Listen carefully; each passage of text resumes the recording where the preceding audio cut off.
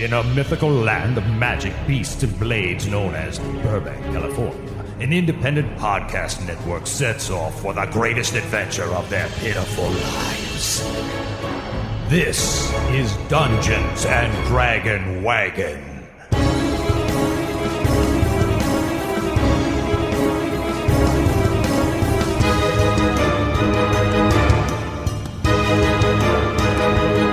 Hello and welcome to yet another adventure on Dungeons and Dragon Wagon, the Rymoor reason. This is a homebrew role-playing game recorded and released into the world for your entertainment. It's not Dungeons and Dragons. I know it says it in the name of the podcast, but this is a game inspired by Dungeons and Dragons. So if you are a die-hard D&D'er and you wonder why we're not confining to some rules, then it's because that's just what we're doing. My name is Jake Lloyd. I am the co-founder of Dragon Wagon Radio and host of Elaborate. And you can find me on Twitter at LiquidJake, on Instagram at Jake Lloyd. I will be portraying the half-orc warrior Junk. Say hi, Junk. Yo. My associates in adventure. You can find her on Twitter and Instagram at Alexandra Hoey. It's Alexandra Hoey. Say hi, Alexandra. Hi, friends. And Alexandra is playing the human ranger Adeline. Say hi, Adeline. Greetings. And next to her, the man with no foe. You can find him on Twitter at Matt_Hingstman and on Instagram at M_Hingstman. Say hi, Matt. Hello. Matt, you are playing, of course, the dark elf rogue who's kind of creepishly obsessed with spiders. We need to talk about that. Named Matson. Say hi, Matson. Hello. We are joined once again, our guest of Quest this week. He is an actor, a sketch comedian, a singer, a cosplayer, and a just all-around fantastic individual. Follow him on Twitter and Instagram at Jo Crandall, no E, 2 L's. It's Jo Crandall. Hey. Joe, we're pleased to have you back. Thanks, man. I think I'm going to start referring to myself like you just said, like Jo Crandall, no E's, 2 L's. That's pretty accurate. I've never said that. No E-double-L. Yeah, no E-double-L. I like that. It's got a nice ring to it. That should be my handle. Yeah, no E-double-L. And then you have to explain that to people. And you're like, well, it's because my name is Jo Crandall, and you have to spell your name out for them to get the joke. You're right. It's totally not worth it. What did you learn from our first adventure last week? I learned how to play. Yeah, it's your first time playing, right? Yeah, absolute first time playing. Nice work. And you. Yeah, you did great, actually. Yeah, how do you Thanks. feel with the first one out of the way? I'm ready for my second. You're ready? You fuck you, man. Fuck you so much. I'm so ready.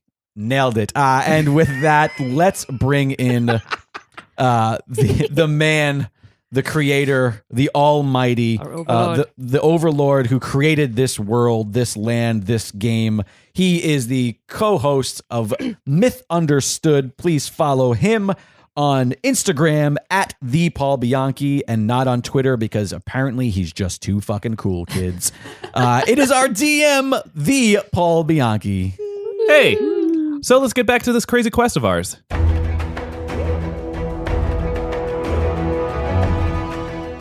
Our adventurers stand at the threshold of the Chochin Plains, an expansive tundra in Shel's Basin home to sparse greenery and wild animals. Decades ago, it was the site of the final conflict between the War of Clans Storm Raider and Silverhammer. The party just exited the Ettenstone mines and slayed the great defensive mine beast, Sam. After the Kelbana stone of Shel's Landing was stolen by a gnome-mounted yeti, the horrific sounds emanating from the city tell the tale of a planned assault that can only mean a full-on declaration of war. Within the whirling blizzard winds, you were left with only a momentary reprieve to determine your course of actions as you try to piece together what just occurred. So I just want to say, guys, really good job taking down that stone fire monster thing. Sometimes when there's like a really hard to open mason jar and like somebody kind of loosens it, I feel like I hit it first, and so that's probably what took him out. But everybody did a really good job, is what I'm saying. So, Kelbana, Yes. I'm really cold right now. Oh yes, I hadn't noticed just how cold I am because the stone flesh that I'm still wearing because I didn't get hit, and Kelberselfin and Adeline, that actually should be wearing off in about 3, 2. Oh, I'm cold. Now I understand what you were talking about. Oh my freezing gosh! Like a witch's breast. A witch's breast. I could tell you stories about witches' breasts. There is a terrible thing occurring right now, and it's cold. Kelberselfin, must you be so callous? The entire city of Shel's Landing is under assault right now. I heard that war horn. That was the sound of the gnomes. The gnomes have attacked the dwarves, and this was a land of peace. You all, as refugees, you understand the war in the north is terrible, and to have a war of our own, I don't understand why this could even happen. You have no idea why? No, I'm a gnome, but I've lived in Shell's Landing my entire life, and oh my gosh, I just realized that really busty bartender in town is probably getting killed right now. She taught me all about cunnilingus. I will say that anytime a busty bartender is involved that you think might need our help. Can we focus on what's at hand here? Yeah, the people, innocent bartenders that are busty are being broken and brutalized. Important things to worry about. If war is what has been declared, it is our job as Kelbers to spread word. We must go to Silverhammer and tell the main capital that this has occurred in Shell's Landing. Or perhaps we could go north to Cragshaw. We have to protect the other Kelber stones if that's what the gnomes are doing, is taking these Kelber stones. So you're saying the stone was the entire source of magic in the city, and now all the magic is gone? Now all the magic is gone. And my fear is that if they're taking the stone from Shell's Landing, they could be wanting to take the stone from Cragshaw and Torport and Silverhammer. Taking all the magic from the dwarves would leave us, the entire civilization of Shell's Basin, crippled. My experience with gnomes is limited, to say the least. What is the extent of their power? If the gnomes have declared war against the dwarves, they have an immense power on their side with these big, powerful yetis that they bring into battle. Their whole war acumen is actually a lot stronger than one might believe for a band of very tiny people. I say we go to Silverhammer, the capital. Well, we've just arrived here as refugees, and we certainly don't want to be escaping one more just to enter into another. So if we can get ahead of this, that would be great. I think that is a very wise thing that you just said, because as this is a conflict that has just begun, perhaps there are things that we can do to prevent it from escalating further. Exactly. Here's the thing about the capital. I'm assuming being the capital, it's better defended than some of these other neighboring towns. Sure. I feel like these gnomes are more likely to go to a place that's more vulnerable. I think Cragshaw is an easier target, therefore they'll hit it first. They'll try to amass power and then hit the capital. Wow, you really think like some sort of mastermind, don't you? Well, I think he thinks like someone who might have been to war. I concur. All right, hell, let's go to the north. As you guys begin walking north, would anyone like to roll for perception what they see? I'll roll for perception. Natural 20. Adeline looks out on the horizon. She looks towards the town. She has such a visceral view of what's occurring around her. She can see to the east that there is a blizzard that is actually moving east. The blizzard is going to die down as they continue to walk towards the north. To the west, she can see that flames have started to shoot up through the town of Shell's Landing. Jeez. Full-on assault. There's not going to be much of the city left. She can actually, because she had such a high perception roll, she can tell from individual plumes of smoke that that particularly a bar is burning. The bus. She sees like a cloud come up into the air in the shape of breasts. No, the busty maidens. And eagle-eyed on the horizon, she sees that there's a small row of fences, something that suggests that there's sort of a rural outskirt to Shell's Landing that may be what they're heading towards. Also, as she's walking, she hears Kelber Orny is humming something as he's walking.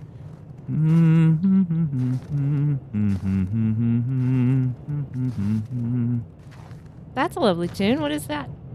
It's a song that the gnomes sing. Oh, okay. It's one of the songs that I'm sort of I'm thinking about as I think about the gnomes attacking Shel's Landing and my own upbringing. It just came to mind. Hey, Junk loves a good tune. Why don't you share it with the group? All right. Well, you might have noticed that gnomes tend to wear red pointy hats. Yes. And it's part of our culture. You see, when we're born, our mother knits a large red pointy hat that she carries us and swaddles us in as babies. And then that red pointy hat, we become large enough to actually wear it as adults. And it's our baby blanket that we wear on our head. And so this is the song, one of the songs that Gnome sings. It goes, "Wind, please do not blow my red hat away. It keeps me warm. I've had this very hat from the first day that I was born. Oh, wind, wind, wind, please fuck off. Oh, wind, wind, wind, please fuck off." And then there's a second verse, and it goes... oh, my. I would love to hear that second verse. It goes, "Wind, please do not blow my red hat away. It keeps me tall. It helps me to be found in the deep snow when it should fall." And then the chorus, sing along. "Wind, wind, wind, please fuck off. Oh, wind, wind, wind, please fuck off." See, it's a lovely song, isn't it? Beautiful. Well, thank you. Yes, it sounds a little bit different in Gnome, but "please fuck off" is the closest in common tongue to what we say. I like that song very much. Thank you. As you continue north, you see that the fence is getting closer, and there is a stable that is further away, and you can hear neighing of horses. And as you get even closer, you can see a duo of dwarves loading a caravan in front of the stables. Hello. The two dwarves see you guys approaching and start moving faster. They're terrified as you guys approach. No, don't be afraid. Get away from us! We don't want you here. Hey, wait, guys. No, seriously. For real, we're not... Jeez. Guys, could you see these guys? They're running off. I feel know. like... They're terrified. Hey, guys, wait. I promise we just want to talk with you guys for a second. Perhaps one of their own. Selfin, maybe you should... can you approach them? Oi! No, run up to them and approach them. Don't just call. That's what we're doing. So Kelberselfin runs up to these men. As he gets closer, roll a knowledge check for me. Just a general knowledge, D20. I rolled a 13. Kelberselfin approaches these two men. He recognizes them as just two of like the shadiest individuals that he remembers from living in the city, living in Shel's Landing. These guys are just well-known pieces of shit. Their names are Pete, spelled Pete like Pete Moss, and Donald. And when they see him, they recognize him too. Oh shit, the fuzz. You know, like they don't like seeing you there. And one of them immediately pulls out his pitchfork and points it at Kelberselfin. You stay away from us. No. What do you mean no? I'm holding a pitchfork at you, dude. Yeah, he's holding a pitchfork at you. Oh, look, I think those little dudes have pitchforks. I'm running up ahead to join him. Oh no, another one's joining them. And now I'm gonna follow because I don't want to be. I hate follow to be as well. excluded. Yeah. We didn't do nothing. You stay away from us. We mean no harm. You mean no harm? Well, I mean harm. If you get close to me, I'll poke you There's something no fierce. need for violence. We just want some horses. Clearly, you want to steal our horses. I know what you didn't say guys... steal, I said want. Can I roll for investigation? Please. 15. 15. And I have a +3. Adeline looks at the things that they are packing up. When you look at it, you recognize these guys are packing up boxes of gold. They just made a whole bunch of money, and the timing of how everything worked out makes you very suspicious. In fact, from the designs on the chest, they have gnome chests full of money. Excuse me, do you have gold there with in gnome chests? No. Do you have a face with eyes? Yes, I do. I want to walk over and open the chest wide. It's chocolate. Really? Hang on. Yo, Matsu, throw me one of those. I'm starving. Please. It's pretty heavy for chocolate. You all seem to be very concerned with the gold and not the fact that it's all in some poor gnome's chest. Oh, yeah, I didn't really think about that. This makes Pete and Donald very aggressive. We were telling you, you get the hell out of here. They close the chest. They start pushing things away. They're starting to get inside their carriage. I want to swiftly try to grab one of these dwarves by like the scruff or the collar and just lift him up and hold him. Roll for a dexterity check. 1. Critical fail. Okay, so instead, as you reach for Pete, you reach for his collar, but you actually grab his very luxurious beard. Oh. And you pull several of his beard hairs out as you were trying to lift him up. With that handful of hair, I turn to Matson and I hold it up reminiscent of what I did on the boat with the cat hair, and I look at him and I go, I did it again! I want to draw one of my swords and I point it at the closest dwarf. Do you see what's happening out there? Do you see the fire and the smoke and the chaos? The longer we sit here and argue, the more chances stones will be gone. The same thing right now is happening in Shel's Landing. You know, I wouldn't be surprised if these two guys didn't really care about all of that. Yeah, they don't care at all. Based on the That's gold. funny, because I don't care about them. We're taking your horses. We are two innocent dwarfs just trying to get out of here with all of our money and our two horses named Betsy and Ross. And you can't stop us even though you have that shiny blade right at my throat and even though you pulled out my beard hairs. Donald, you were a douche in high school, you're a douche now. I walk over to where the caravan is connected to the horses, and I want to attempt to cut it with my blade. Do a roll for success of that. 8. So you like bring your blade up like you're going to cut it through in one swift motion, but it sort of stops, and then you have to do a quick like sawing like you're cutting bread motion. And, hey, if you guys were going to take our horses, we're going to do something crazy. We're going to do the craziest thing. Pete, you have a weapon, right? You have the pitchfork and I have this wood block musical instrument. I don't know why I have it in my hand, but I was just about to pack it into our belongings. But attack! And so these two dwarves attack you, so roll for initiative. 20. 17. 3. One of these games, you're going to get all 20s. Right. Your die is loaded. I'm due in for the wrong it. direction. So immediately it is Adeline's turn to attack. So I aim for Donald in his pitchfork bearing hand. Critical fail. You shoot an arrow and it lands right in the middle of one of the gnome chests, and which creates a nice handle for whoever wants to open that chest up next. It's very sturdy. I meant to do that. Good job. That's what she thinks of blood money. Now it is Matt's turn to go. 10. 2 and 1. 2 and 1. You strike at Pete and he goes ow, ow, with each hit, because you slice at his shoulder and then you stab into his ribs. And he's definitely feeling the blood flow from that. You should have just given us the horses. Now it is Kelber Selfin's turn to attack. Oh, critical fail. 1 and 1. Kelber Selfin swings his flail, but he's in too close quarters to use his flail, so it actually bounces off the side of the carriage, swings back, and then wraps around his own neck, causing him to gag and take 1 damage. The Jedi. Donald strikes you next, seizing this opportunity, and stabs you with his pitchfork for another 1 damage. Oh. Pete uses his woodblock,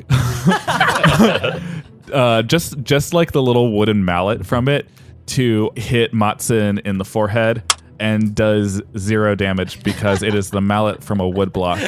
And boy, would he have to roll very, very high to do any damage to you.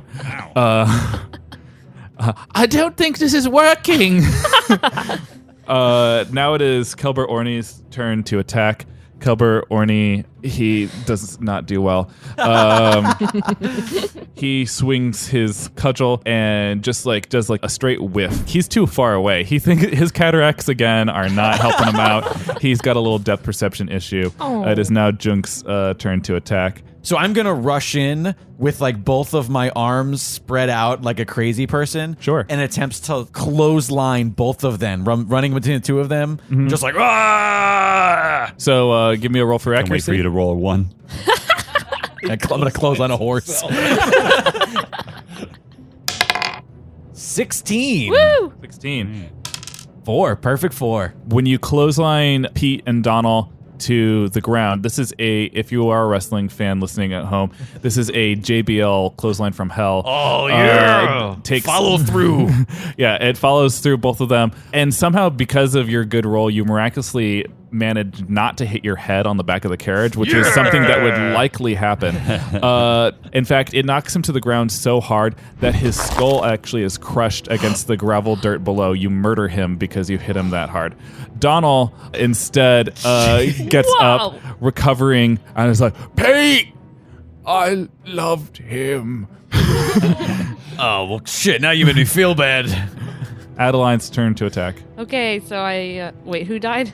Pete did. Okay, so I aim for the other guy. 15 and 6.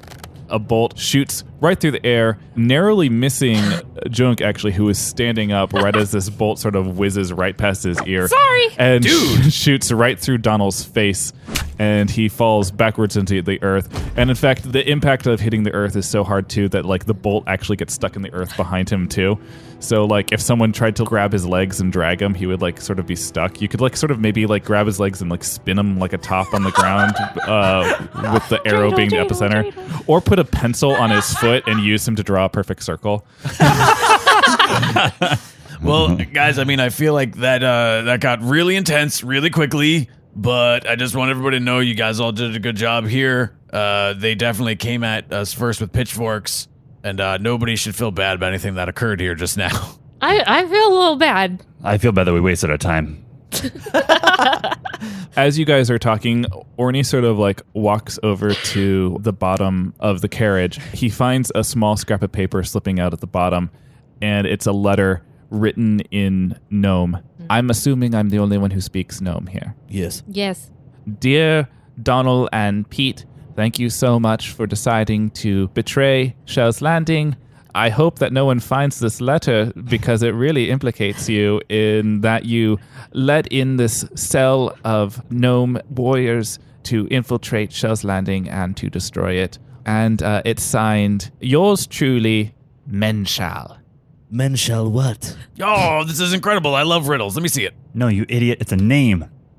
It clearly shows that the gnomes didn't just do this on their own. They had help on the inside. Yes, I believe that this means that Donald and Pete allowed this insurrection to occur. Who could sell out their own people like that? These little creatures are no different from anyone else. Addie, still feel guilty about what you did? Well, I don't feel great, but... All right, enough talk. We've got to get to Crag Shore. Everybody get a horse. All right, so I go around to the one of the chests, and I sort of fill up whatever pouch I have as much as I can with some of the gold in it. Do you attempt to do this with any stealth? No, none whatsoever. So Kelber Orny and Kelber Selfin see you do this. Okay. Kelber Orny at least says, well, that's an excellent idea. You should take that gold and give it to Silverhammers to help rebuild Shel's Landing when this is all over. I agree. Yes, there will be many busty maidens that Oh. would need it. That was exactly what I had in mind. There was this guy that was, he grew up in my hood. His name was Robin, and he was really big into like taking gold from people and giving it to people who need it. That was entirely my Wow. intention. Robin, As huh? I continue to shove gold into whatever pouch I have. You walk away with an additional 350 gold that you are able to stash away in your pocket. Adeline walks over to one of the chests and takes whatever she can. You also take 350. I walk over to the chest and unceremoniously stuff my pockets. Matson also gains 350 gold. So I survey for the largest horse that there is. There is still in the stable a horse that you can tell that they left behind on purpose.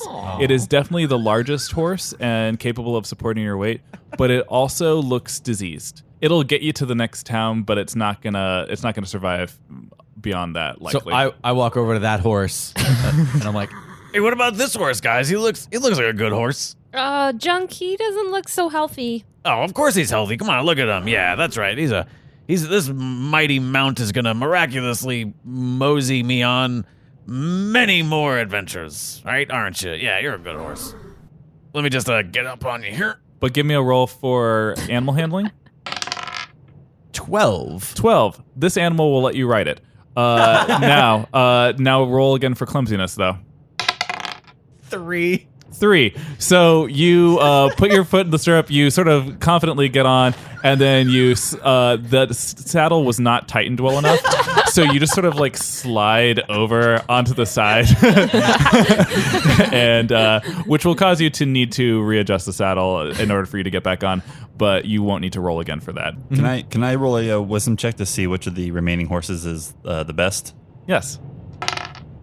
3. They look the same to you. In fact, the one that Junk just took, you're like, maybe that one's the best. Can I also do this? Yeah. 14. You see that still hitched to the carriage is a beautiful, they call this breed of horse a tundra white. Ooh. And it is specifically adept at being able to ride through severe weather conditions, blizzards, and due to its very wide hoof that it has. This mare is in very good condition. Okay, so I approach her. Uh-huh. I climb on and I urge Idlewild to join me on my horse. Oh, yes. Idlewild joins you on the back guy. of the horse. There are 2 horses left, a brown one that was next to the white one in the stable, and there is a black and white one in the stables. I'll go for the brown one, and I go up to it, and I want to mount it in a way that I mean business. 15. You grab it by the back of the hair and you get on, and this horse is like, man, this guy means business. Like if you understood horse language, it would have been like business. This leaves Kelberselfen to use the last horse, and Orny will ride on this horse with him as well. So give me an animal handling. 11. So yeah, you walk up to this horse, you feed it some oats as you walk over. Here's a fucking carrot. You also give it a carrot, but the horse is like, where did you get this? It's very old. And you get it, and you sort of reach down to help Orny up. Hey, Selfin. Yes. I think my horse is hungry. You got any more of those carrots? I don't know. Henri, open up your man purse. You got any more carrots in there? Which one do you want? Let's see here. Toss me one. Kelber Orny gives you the softest carrot that he has. I grab it and I just start eating it myself, and I give it to the horse. That's that was a very soft carrot.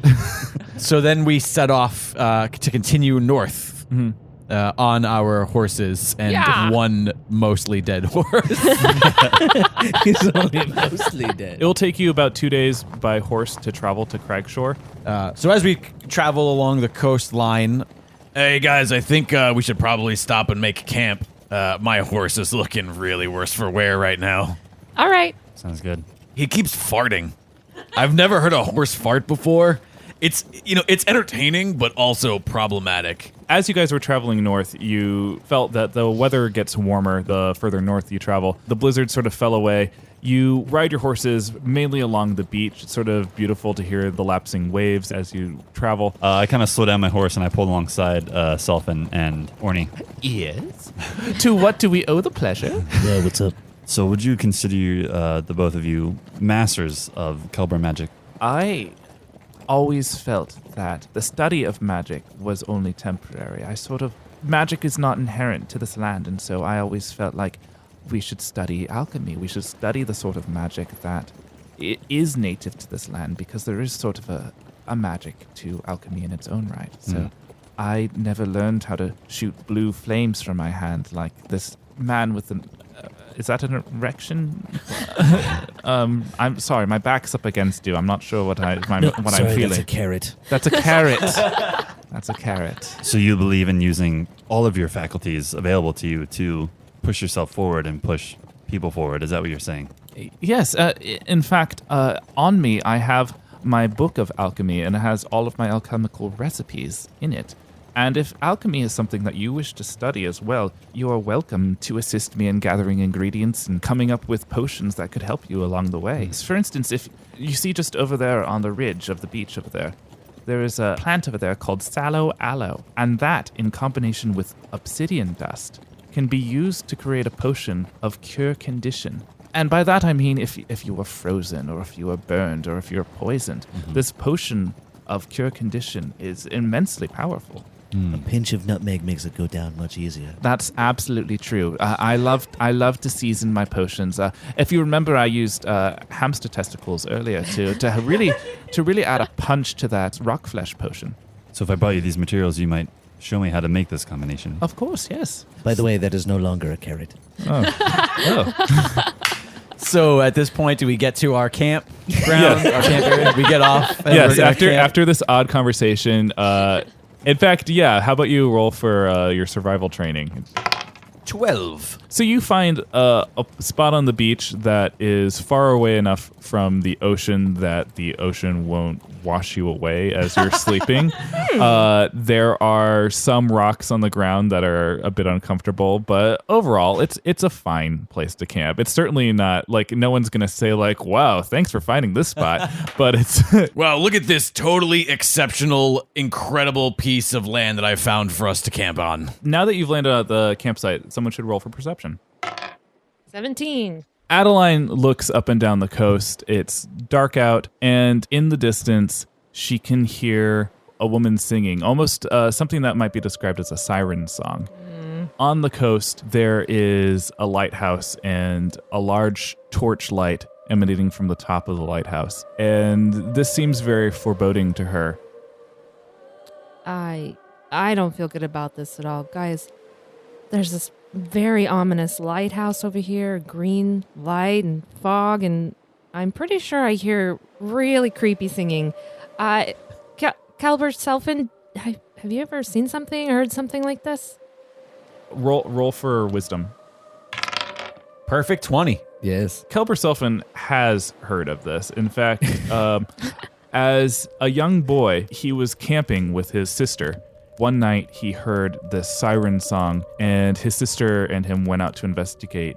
It wasn't a lighthouse, but it was like a citadel with a fire on the top of it, just very similar to the lighthouse that Adeline described. A sweeping black fog enveloped both him and his sister, and when the fog disappeared, his sister was gone. Yes, we shall be careful on this shore. This black fog rolls in quickly and leaves just as suddenly. I've heard about this as well. It's a cult of witch women. They like to capture young girls that they sense magic within them. What was your sister's name? Diana. Diana. That's an unusual name. I have never heard that name before. She was adopted. All right, so we have set up camp. We're sitting, we're eating, I'm Did playing you steal with- that wood block from Pete? Are you playing the wood block right now?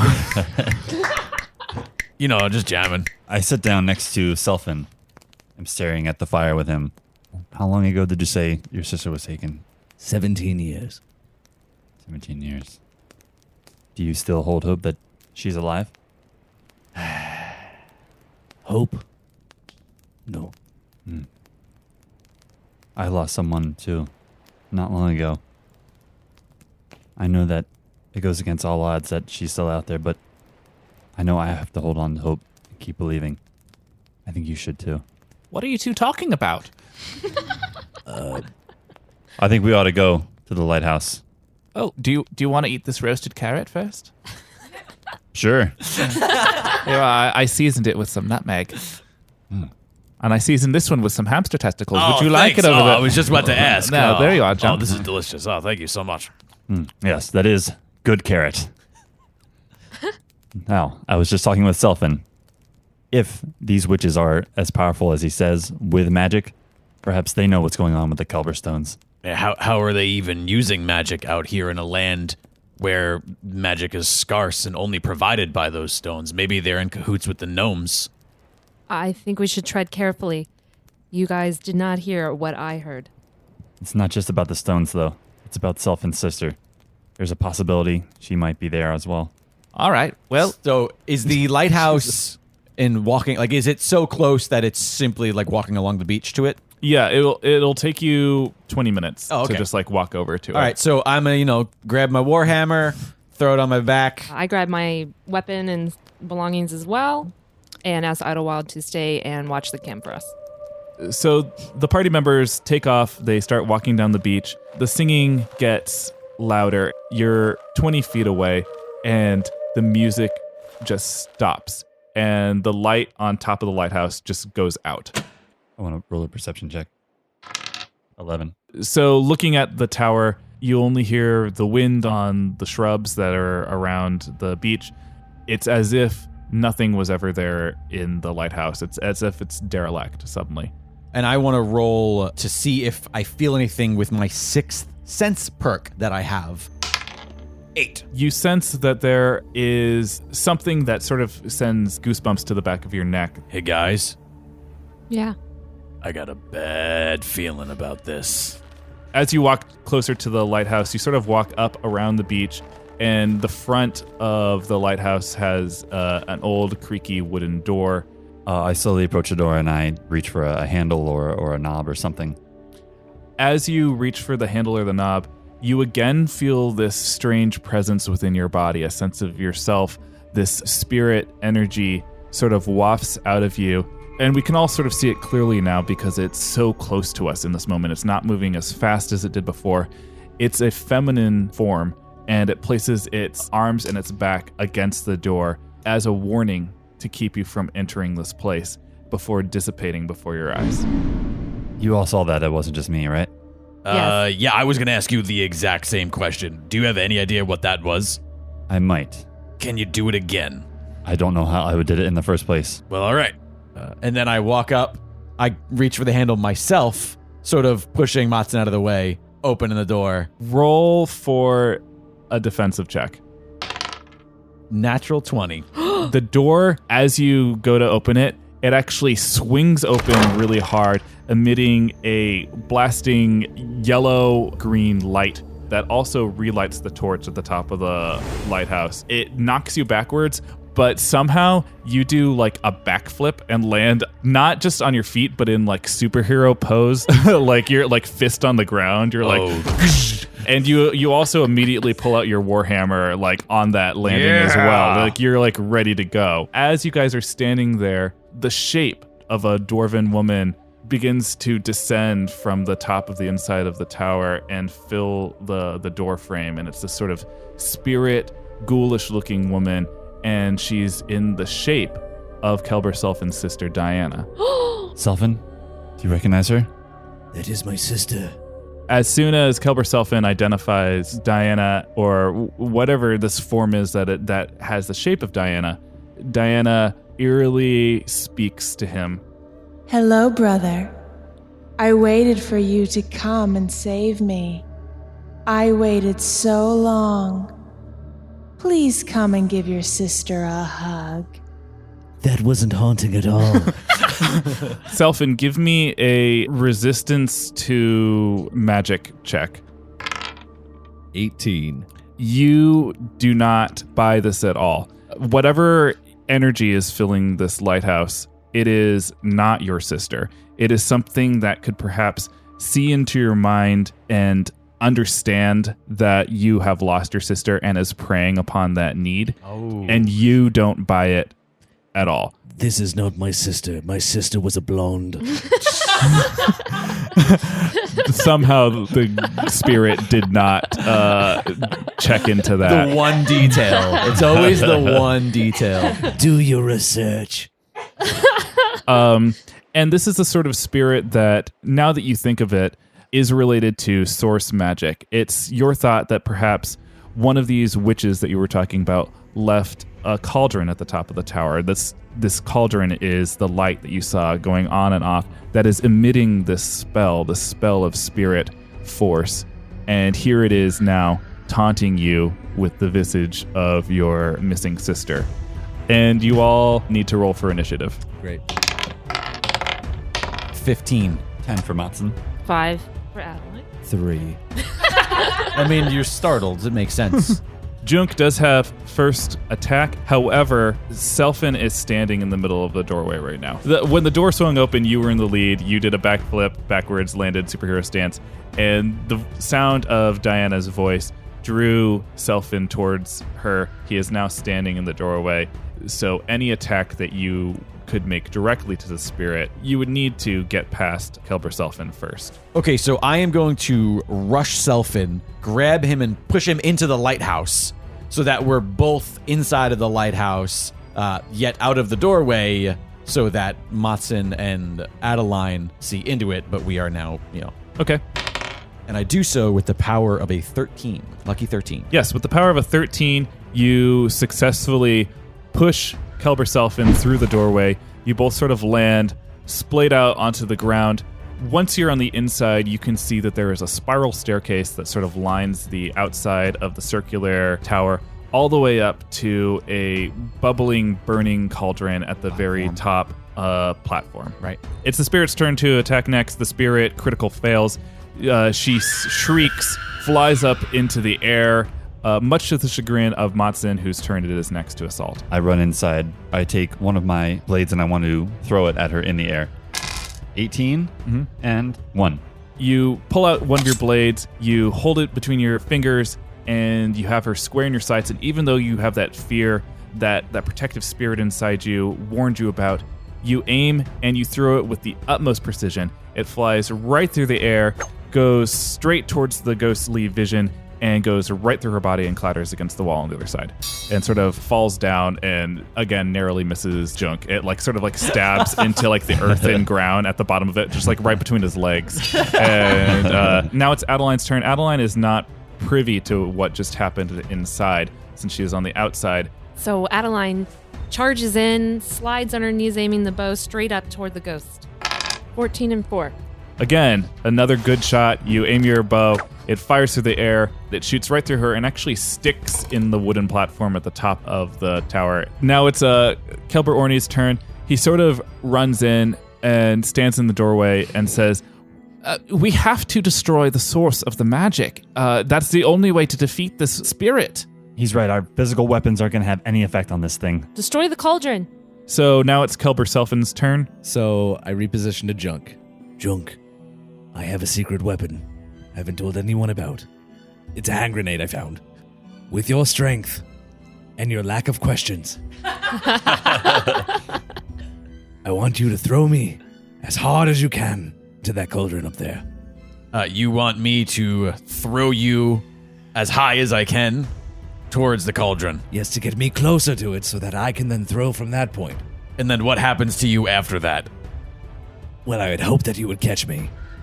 I mean, yeah, that sounds like a great idea. Just to back up a second, you have had an explosive device on you this entire time, and you have not told anybody in the party? That is correct. I don't see anything wrong with that. Let's do it. All right, so Junk grabs him, and I hurl him towards the sky. Well, I'm going to need you to roll a strength check for that. Sure. 20. So this plan goes very well. You chuck Kelber Selfin into the air. As he flies through the air, he actually passes through this spirit.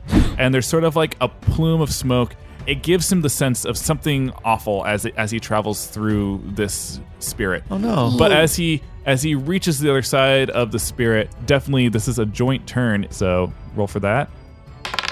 Oh no. A 5. So you chuck the grenade up there, it flies up in the air, and it lands next to the cauldron. Okay. Kelber Selfin begins to plummet back down towards the earth, and now Junk must roll to catch him.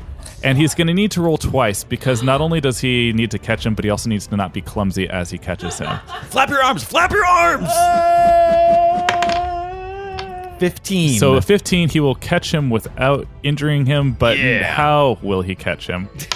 A 7. 7. So he catches him by his ankle, which is sort of just barely there. Actually, you end up sort of pulling your arm and hurting your shoulder as you catch him for non-lethal damage, but you definitely feel that as you catch him. Nailed it. even though you tossed your grenade, it's sort of like clattered, and since it didn't make it into the cauldron, it didn't explode right away, but it is going to explode imminently, but not before it is the spirit's turn to attack. And the spirit sails up into the air and throws this charge of green energy that seems to like pulse from like her heart that you can see in her chest all the way down through her veins into her hand and comes out through her hand, and she fires this directly into the heart of Kelbana, who feels this pain that envelops him, almost like an echo of the pain that he felt as he traveled through the spirit of his sister. And just after that, the grenade explodes, knocking over the cauldron. This is a very sturdy cauldron. It sort of like sails up sort of in the air and clatters against the side, pouring this oozing green, bloody red mixture down the steps. The spirit screams one more time, and right when the spirit screams, it causes Kelbana's bodies to sort of like spontaneously combust inward, and he's just sort of like skin and bones in the arms of Junk. Ooh, good catch. Holy shit! Adeline! Well, he just died! I wasn't expecting that language. Yeah, well, it's very upsetting. So I put down the remains of Selfin, and like a single tear comes down Junk's cheek.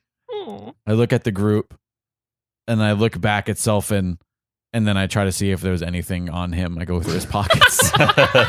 On Kelbana, you find a corked flagon of Dwarven ale, and you also find an ivory comb. So I pick up his ivory comb, and I look at it longingly. No dwarf has ever let me throw them before. You're the bravest dwarf I've ever known.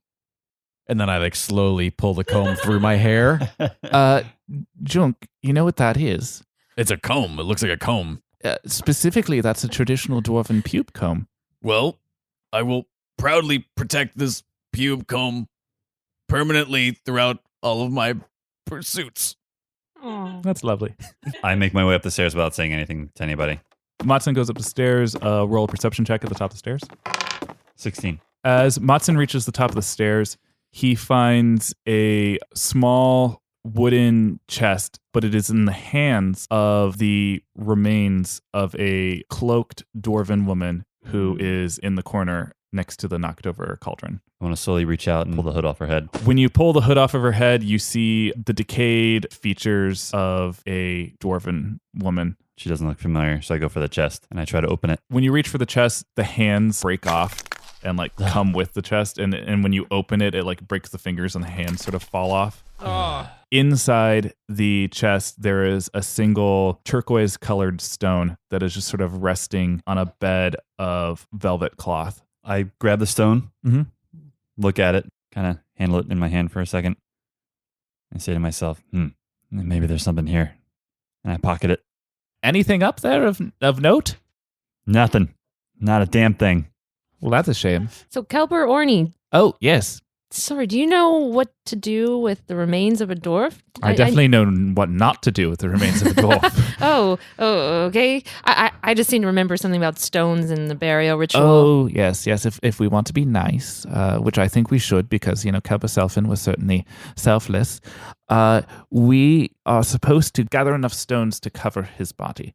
Oh, okay. Well, maybe we should go gather some stones. Oh, that's going to take so much time, though. But perhaps we can get enough rest tonight. No one took any damage, did they? Only Kelbana. I mean, my shoulder hurts a little bit from catching him, but that seems like a thing that I shouldn't complain about since he's dead. Yeah, that seems accurate. Well, perhaps we take his remains and we bury him on the beach. Yes, I think that sounds like an excellent idea. And in fact, I know a traditional dwarven burial song. Oh, great. Does it involve hats? It does not involve hats. The unifying trait among dwarves is their beards. Oh. And their pube combs. Is there enough of Selfin for me to gather his remains, or is he just like a whole? I mean, no, he's crumbly, right? But yeah. He's still sort of. You know what? I think that honoring Selfin and his bravery and selflessness, and a single tear rolls down his cheek again. And I'd really appreciate it if you guys did that. And then I pick him up. Roll a clumsy check for me. God damn it. 3. God damn So it, when Junk. when you pick up Kelberselfen again, you hold him a little bit too tightly to your chest. And if anyone's ever done ceramics, like before you fire ceramics, greenware is very, very fragile.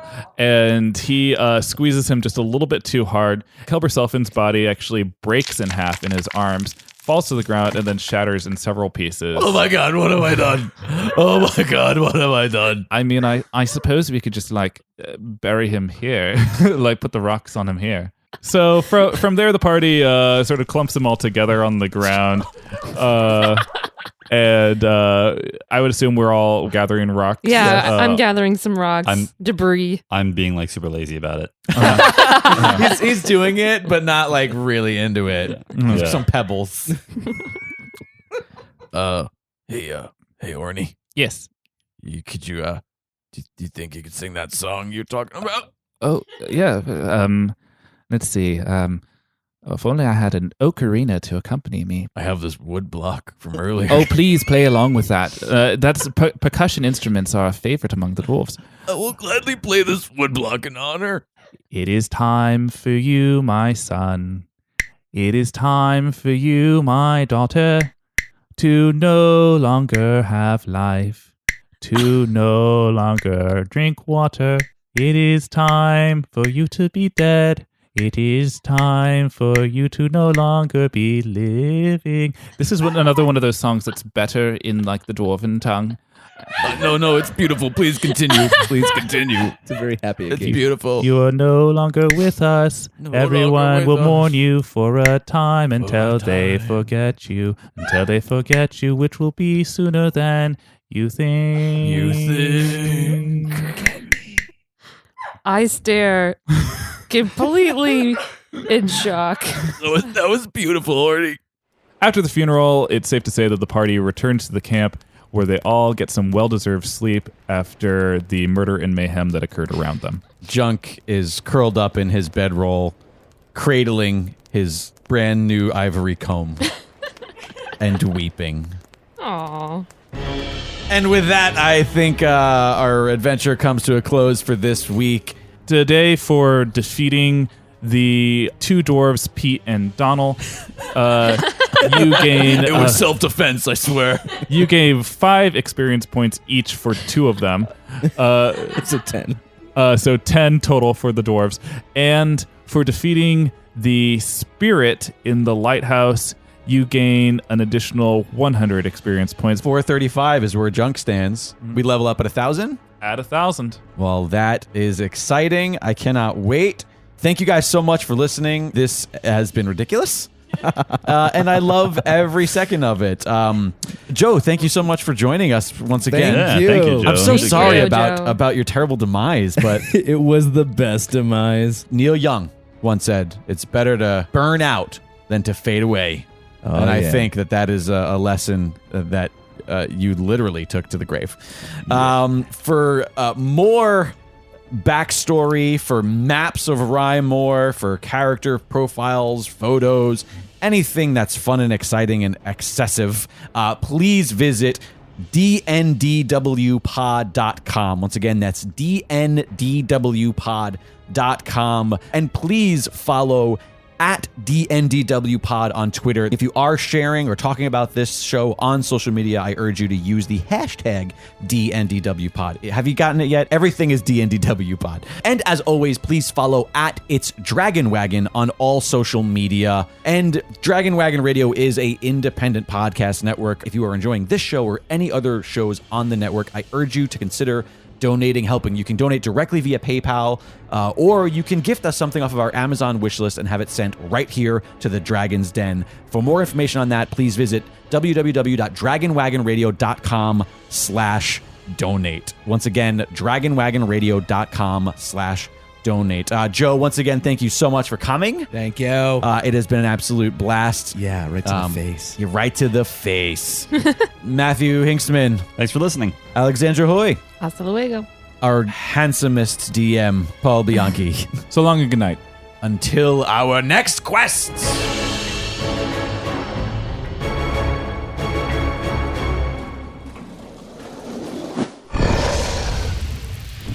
Dragon Wagon. Additional voices for this episode provided by Veronica Wiley.